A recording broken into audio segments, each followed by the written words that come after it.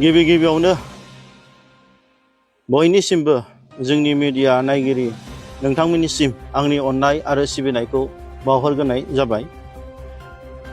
दा दिनै नैबे प्रेस मिटनि गेजेरजों जोंनि बर' माहारि फरायसा आफाद, जोंनि सेन्ट्रेल कमिटिनि आरो जोंनि डिस्ट्रिक्ट कमिटिनि दैदेनगिरि बिथांमोनहा दिनै जमा जानानै नैबे प्रेस मिटखौ माखासे दहायसो जानानै थांनाय बे BoNSUनि सायाव एलिगेशन लाबोनाय आफादगिरि नेहाथारि आरो डिस्ट्रिक्टनि एगेन्स्टआवहाय जे दाख्लैसो गोदानै जोंनि सानै बारग' एडभाइजार्स BoNSUनि एडभाइजार जायखौ जों रिलिज खालामदोंमोन, बिथांमोननि ग्रुपिज्म खालामनाय इलिगेलि भाबै बिथांमोना जोंखौ एक्सपेल जाय लेटार हरनाय बिनि सायाव जों क्लेरिफिकेशन लाबोनायनि नैबे प्रेस मिटखौ लानाय जादों। दा दिनैहाय जोंनि गोबां रायजो राजा बर' हारिखौ मोजां मोनग्रा बिथांमोनहा फन फैदों जोंनिसिम, आंनिसिम आरो आंनि कलिग्सफोरनिसिम। दा बेवहाय माखासे ससियेल मिडियानि गेजेरजों गोनो गोथो नुनायखौ बिथांमोना क्लेरिफिकेशन खालामहरदों। दा बेवहाय आं गिबि गिबियावनो बर' माहारियारि फरायसा आफादनि जानानै दिनै आङो स्टेन्डखौ क्लियार खालामगोन। बे बर' माहारियारि फरायसा आफादा दासिमबो थिगैनो दं। जोंनि सेन्ट्रेल कमिटि आरो डिस्ट्रिक्ट कमिटिया गोरायैनो दं आरो फैबाय थानाय 18 थारिख डिसेम्बरावहाय दिल्लीयावहाय जोंनो जानो गोनां धरना बड'लेण्ड डिमान्ड, लं स्टेन्डिं बड'लेण्ड डिमान्डआ जानो थांगासिनो आरो बिनि थाखाय जों हाबाफारि मावगासिनो। नाथाय बिनि गेजेराव जोंहा दहायसो जाय जोंनि दाख्लैसो जे जों मुसलपुरनि कालचारेल कमप्लेक्सआवहाय जे सेन्ट्रेल कमिटियाव जि मोनसे सेन्ट्रेलै डिस्ट्रिक्टै लिडार्सफ्रा जिसे डिसिसन लानानै जे जोंनि सानै BoNSUनि एडभाइजार्स मनरन्जन दैमारि आरो पबित्र बर' बिथांमोनखौ जोङो रिलिज खालामनाय जादोंमोन। बे बिथांमोनहा दिनै बेखौ खिथेर हगारनो थाखाय दिनै गोबां षड़यन्त्र आरो पलिटिक्सखौ गेलेबाय थादों, गोबाव सम जाबाय। दा बिथांमोनखौ जोङो गुबैयै थांनाय समाव जोङो मानसि हिसाबै सनमान होनानै जों रिलिज खालामनाय जादोंमोन। नाथाय दिनै सिंनि खोथाखौ जों बुंनांगौ जानानै फैगोन। जिहेथु जोंनि एडभाइजार्स बिथांमोन, जोंनि मनरन्जन दैमारि बिथाङा, जिहेतु बिथाङा सेन्ट्रेल BoNSUनि एडभाइजार, दा बेयावहाय जों बिथांनि गोबां केलेंकारिखौ जों नुबाय मोनदोंमोन। बे बिथाङा बर' माहारियारि फरायसा आफादनि एडभाइजारनि मुं लानानै आरो दानि BTCनि चिफ हाग्रामा महिलारि सारनि मुं लानानै बिथाङा दिनै जोंनि BTCआवहाय सिन्डिकेट राज खालामबाय थादोंमोन। दा बेवहाय गोबां केलेंकारि, दिनै दंफांनि केलेंकारि, गयनि केलेंकारि, खैलानि केलेंकारि, मोसौनि केलेंकारि, मैसोनि केलेंकारि, नानि दाउनि गोबां केलेंकारि बिथाङा BoNSUनि नाम लानानै दिनै बिथाङा सिङाव दिनै गोबां इलिगेल सिन्डिकेटनि खामानि मावबाय थादोंमोन। दा बेखौ मिन्थिनानै जोङो दिनै बै समावहाय जोंनि सेन्ट्रेल BoNSUनि आरो इन्टेलेक्सुवेल्सफोरनि गेजेराव सावरायनानै बिथांखौ जाहाथे BoNSUआ फैबाय थानाय समाव बै खैफोदाव गोग्लैया आरो BoNSUनि दैदेनगिरिफ्रा जे जाथिनि मोनसे थांखि लानानै जोनोम मोनदोंमोन, जाय बर' हारिनि थामोनथा रैखाथिखौ बासायनो थाखाय, दा बिनिफ्राय दाइभार्ट जाया होननानै माखासे इलिगेल एन्टि ससियेल एलिमेन्ट्सआव दिनै इनभल्भ जाया होननानै दिनै बिथांमोनखौ जोङो एडभाइजार्सफोरखौ रिलिज खालामनाय जादोंमोन। दिनै गमामायैनो दिनै फोरमान जादों जे जोंहा स्टेटनि NTTV newsdaily.in आवहाय दिनै रोखायै दिनै मेसेज भिडिअ फुटेज ओंखारदों। दे जोंहा जोंनि एडभाइजार बिथाङा बे BTCनि दाउदैनि सिन्डिकेटआव बिथाङा दिनै हाग्रामा महिलारिनि सारनि मुं लानानै, BoNSUनि मुं लानानै बिथाङा दिनै NDTV निउस बेवहाय दिनै बिथांनि मुङा दिनै रोखायै दिनै ओंखारदों। दिनै बे फुटेजखौ बयबो नोंथांमोना नायनो हागोन। दिनै क्लियार जाबाय दे जलंगानि मावजिया दिनै बारनबाय। दा बेफोरबादि षड़यन्त्र केलेंकारिखौ जोङो दिनै होबथानो थाखाय बै एडभाइजार बिथांखौ मनरन्जन दैमारिखौ आरो बिनि एडभाइजार्स बिथांमोनखौ दिनै जोङो दिनै BoNSUनिफ्राय जों रिलिज खालामनाय जादोंमोन। दिनै गमामायैनो दिनै सोराङाव फैबाय।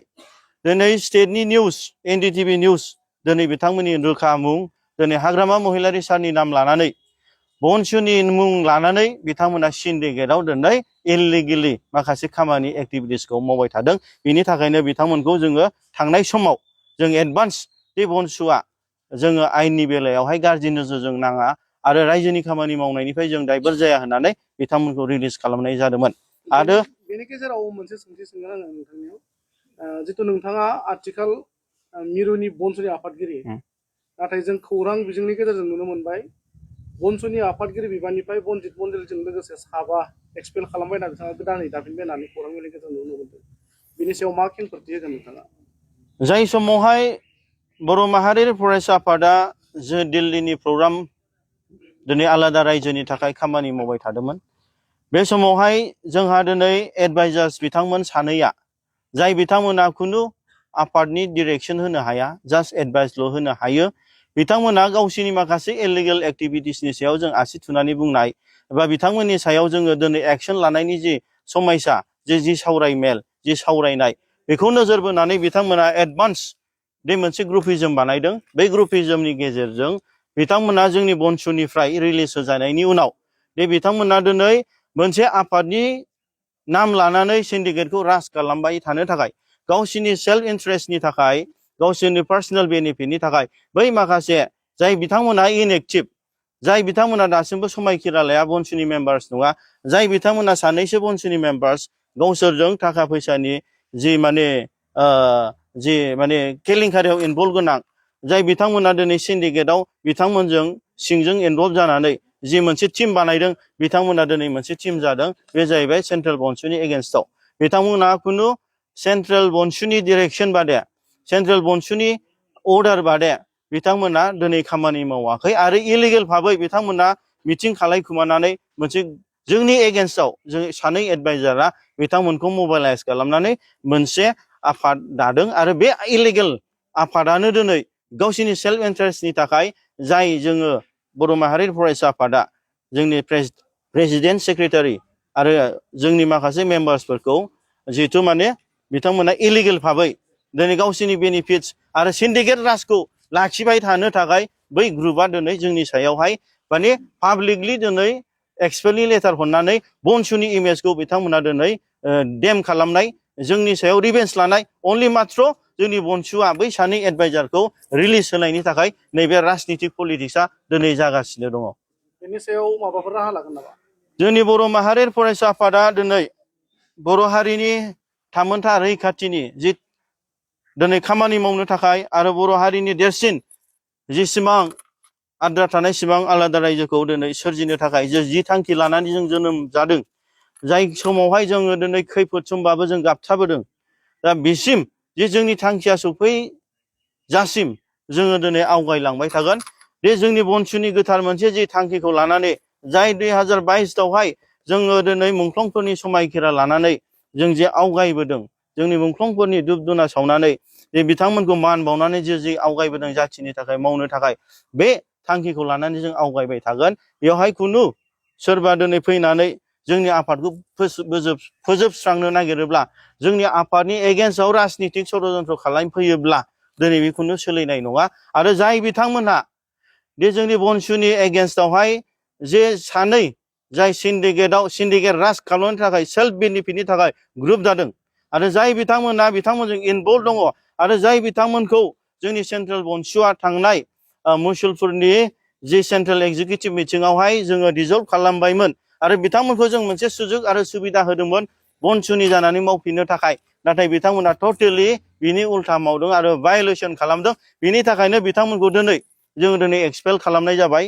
जों सारा रायजो राजानि गेजेरावनो जोङो जोंनि आफादखौ फोथांनो थाखाय आरो बर' हारिनि देरसिन सिमां आलादा रायजोखौ जाफुंसार होनो थाखाय बै जोंनि चिरां डिस्ट्रिक्टनि आफादगिरि ब्रिटेन इस्लारि आरो जोंनि सेन्ट्रेलनि ससियेल सार्भिस सेक्रेटारि सानसुमा बसुमतारी आरो उदालगुरि जिल्लानि जे पाब्लिक रिलेसन सेक्रेटारि जन बसुमतारी आरो उदालगुरि डिस्ट्रिक्टनि जे सेक्रेटारि दिजेन्द्र बसुमतारी, दा बिथांमोनखौ जोङो दिनै बे हाउसनि गेजेरजों जों एक्सपेल खालामनाय जाबाय। आरो बिथांमोननि नोजोराव आरो बिथांमोननि जि एक्टिभिटिस आरो एडभाइजार्सफोरनि जि एक्टिभिटिस बे एक्टिभिटिसआ मालाबाबो जोंनि बनसुनि जानाय नंलिया आरो बिथांमोनखौ प्राइमारि मेम्बारशिपनिफ्राय आरो बिबाननिफ्राय दिनै जों बे प्रेस मिटनि गेजेरजों जों डिक्लेयार खालामबाय बिथांमोना दिनैनिफ्राय बनसुनि मानसि नंला आरो सोरबाफोर मालाबाफोर बे बनसुनि नामाव आरो बेफोरबायदि इललिगेल बनसुनि नाम लानानै अबावबा माखासे सिन्डिकेटफ्राव माखासे जायगाफ्राव थाखा फैसानि प्रब्लेम खालायोब्ला नोंथांमोना पाब्लिकलि बिथांमोनखौ पानिशमेन्ट होनो हागोन बेयाव खुनु आफादा इनभल्भमेन्ट गैया आरो बिथांमोननिखौ जों स्ट्रं भाबै दिनै जों असिनि गेजेराव जों नटिफिकेसन हैगोन दे बिथांमोना एक्सपेल जाबाय आरो सिन्डिकेटआव माबाफोर बनसुनि नाम फैबावोब्ला बियो जोंनि नङा आरो जाय बिथांमोना नाम लानानै नैबे भिडिअनि फुटेजनि गेजेरजों निउसाव ओंखारबाय जे एडभाइजार सानै आरो जाय बिथांमोना बिथांमोननि षड़यन्त्रजों